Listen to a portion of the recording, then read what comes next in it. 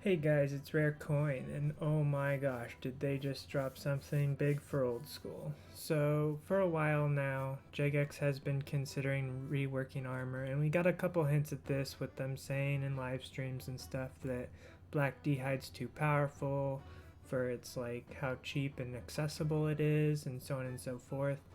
And they just dropped this morning this kind of dev blog of how they're planning on reworking a bunch of the armors. I've already gone through it to collect my thoughts a little bit, but we're going to read through it together and I'll tell you my thoughts and kind of what I am a little disappointed I didn't see, and we'll go over each point and I'll tell you my exact opinions.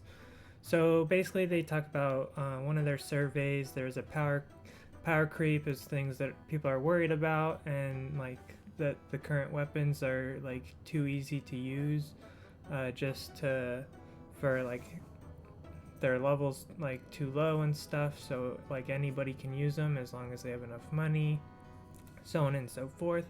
So they have all these kind of changes as we go down. They'll shed some light on what they plan. So basically, they want to change some level requirements and stuff. The Grazi Rapier, they want to change to 80 attack instead of 75. I don't think that's such a big deal. It may be for some like level 75 attack pures who use the rapier and stuff, but I think that you can adapt your like PvP can adapt to having different builds and stuff, and it will generally only get you maybe 1 or 2 extra combat levels. So from a PVMer standpoint, it's not a big deal to increase the level 5 levels. Same with the Blade of Saildor, the Inquisitor's Mace, same thing. It's to a PVMer, it's not a very big deal. To somebody who has like a specialty build that is specifically 75 attack, maybe it's a bigger deal to them. The next thing we go to is the Trident of the Swamp, which would be 78 magic. So I guess we'll just leave out the Trident of the Seas, and that would be like your 75. And then if you want to upgrade it, it's 3 levels higher, so on and so forth. Not a big deal to me. To somebody who's a pure, I don't know why you'd be 75 magic pure and not using mage, but maybe to some special type of build it's a big deal. But to a regular PVMer, it's not a big deal for a requirement. Sanguinesti staff probably should have level increase to use. It's pretty damn good, but we'll see. It's nothing detrimental to the game so far. The Kodai one also going up to 80 magic.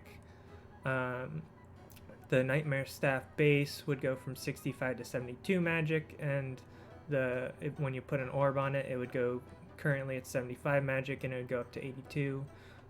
This would only be like specific to certain low level builds that maybe use like the volatile Nightmare Staff for PKing or something at really low magic. Dragon Hunter Crossbow, I personally think the Dragon Hunter Crossbow should have been up to like 75 range, but that's just for the sake of its power level versus like your requirement to use it. And then I also think that they should have added the Armadillo Crossbow in here. I don't know what the requirement is, but it probably should be 75. But I'm not exactly sure what it is because it wasn't in the game when I was like that lower range level. So the Dragon Hunter Lance, I see no problem with it going up to 78 attack. Maybe 75 would have been a better number. And the Scythe of Vitur going from 75 attack to 85, I think is a very interesting thing, since it would then become the highest attack requirement weapon in the game. They could have just added like 75 attack and 75 strength or something, like added a strength requirement to it. That would have been okay. As for we're going into armor now. The face guard, they want to reduce it to only 5 strength bonus. I don't think this will sit well with people because it was specifically pulled at 6 strength bonus, so it would be better than the Serpentine Visage. Everything else will stay the same, but I don't think this is necessarily a requirement that's needed. The Twisted Bow, they basically just want to take the prayer bonus off of it, and that's all they want to do. I don't think the prayer bonus on the Twisted Bow is that big a deal. I don't see why it can't stay, but that's coming from the point of view of someone who has one. And you know, if you can get a God book offhand with a Dragon Hunter crossbow, you're getting you're getting more prayer bonus for something that, like for Hydra or something. And so, you know, maybe you wouldn't be using a Twisted Bow at Hydra anymore because you just don't get the prayer bonus with it. It's those kind of things that, you know, you kind of got to consider, but it's probably not a big deal in the overall grand scheme of things. And it leaves room open for more like prayer-based weapons and stuff to come into the game that maybe have high prayer bonus but lower damage or something.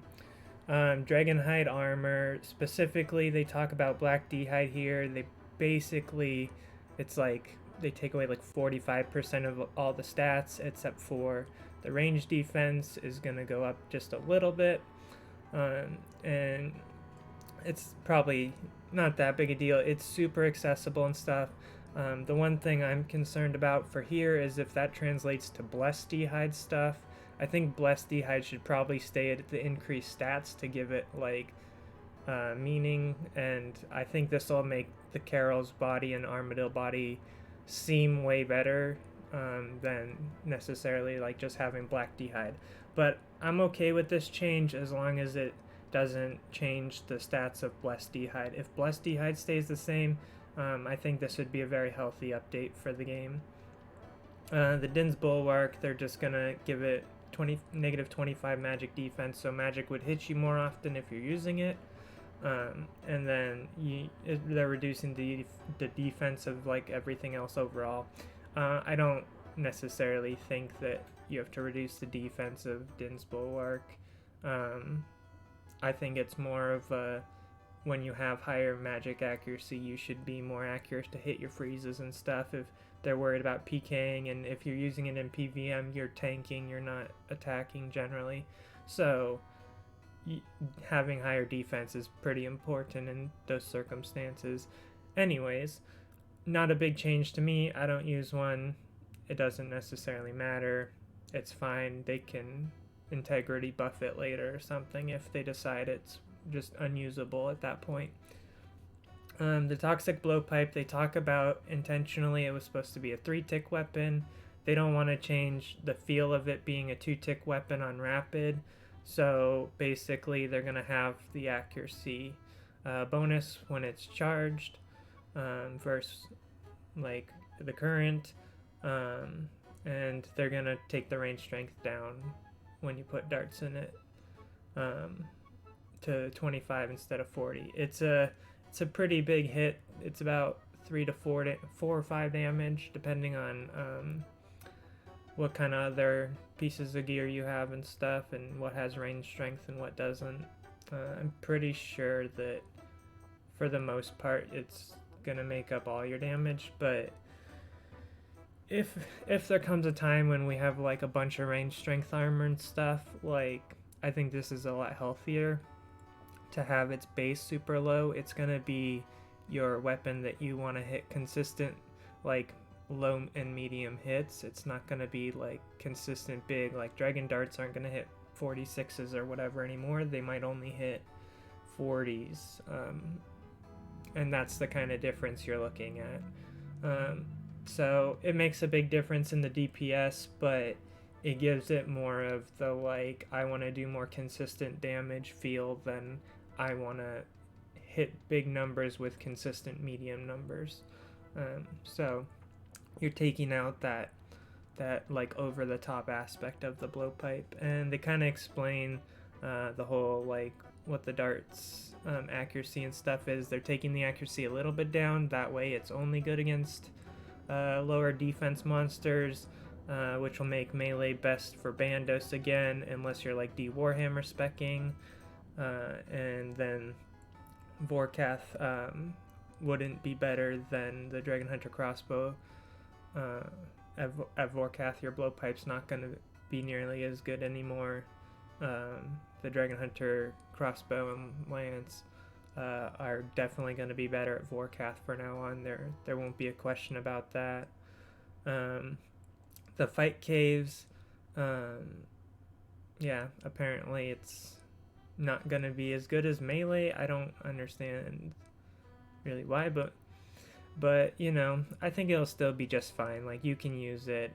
It's not going to be like your magic short bow fire capes from back in the day, so you're still going to have the option to use it, and it'll be decent. It just won't be the best.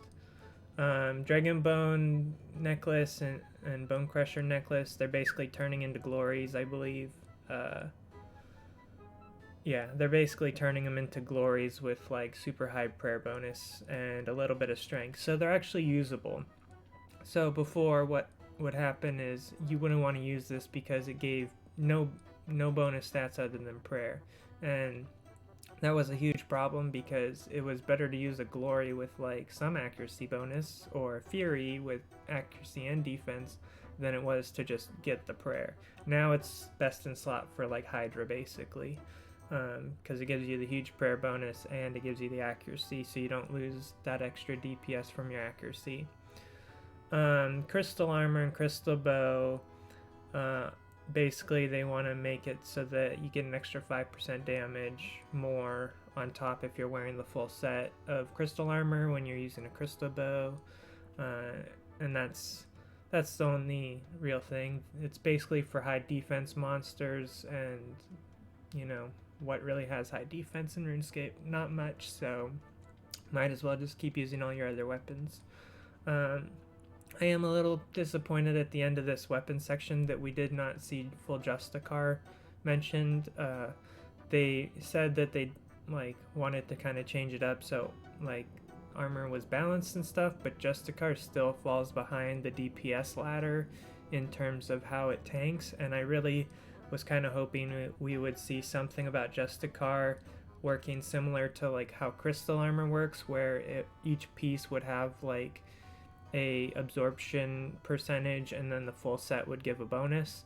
This would make it more viable for like Slayer and stuff too over DPS gear, because you could reduce your damage while still wearing a Slayer helm, and you'd miss out on, let's say, 8% or whatever because you wouldn't wear a helm and you wouldn't wear the full set, but you'd still get like 7 to 10% damage reduction if you wore just a car, plate body and plate legs with a Slayer helm while doing your task, and that can add up. And you know, that's something I would have liked to see in the armor rework stuff, but we don't get that, so unfortunately no Justicar rework to make it more viable. Next we get into a couple things. Warhammers are basically worse versions of battle axes. They want to make them basically strength based instead of attack based and still keep them just under battle axes, but I think this is a good change because now Pures would be able to use Warhammers with like their 1 attack 60 strength Pures, and that gives them an extra option. Like, you know, you can de-Warhammer as a strength Pure now. I think that'd be pretty good. Other things, Maces, Spears, and Hostas, they want to change them to 4 ticks so that they match the speed of scimitars. And yeah, so I think that's fine, making all the tiers of weapons basically the same and having their own niches between stab, crush, prayer bonus with lower accuracy, things like that. It's fine. Rune Gear, currently we're sitting at like all 30 stats, and the looks like, let's look at the plate body. The plate body's stats all seem basically the same, other than the range gear, or the range negative attack is gonna be it's gonna go up, it looks like, a little bit, and then we get into the squares and kites and stuff, and it's a more viable option if you wanted to use range. And this last little bit is just them saying, hey, we're looking for some feedback. If they happen to watch this video, that's pretty much my feedback. Justicar should see some extra tankiness added to it by percentage per piece, and then a full set bonus, just like the crystal armor works, but for damage, so kind of opposite there. And then hopefully Blessed D'hide does not suffer the same fate as Black D'hide because they're not on the same level of accessibility. So hopefully Blessed D'hide becomes the new essential Black D'hide, basically, where it's medium expensive, but you know, Carol's will still be better in terms of defensive stats. So hopefully those are a few changes. I think all the other changes in general are pretty fine. You're always going to hurt the little communities of specialized accounts with some of these changes, but for the overall player base, these aren't very harmful. It might take you an extra week to wear a rapier if you're training attack to use one or something, but probably while you're training there on your first account, you're not even going to have the money for ones. So hopefully you guys enjoyed the video, and I hope to hear some of you guys what you think in the comments down below, and have a great day.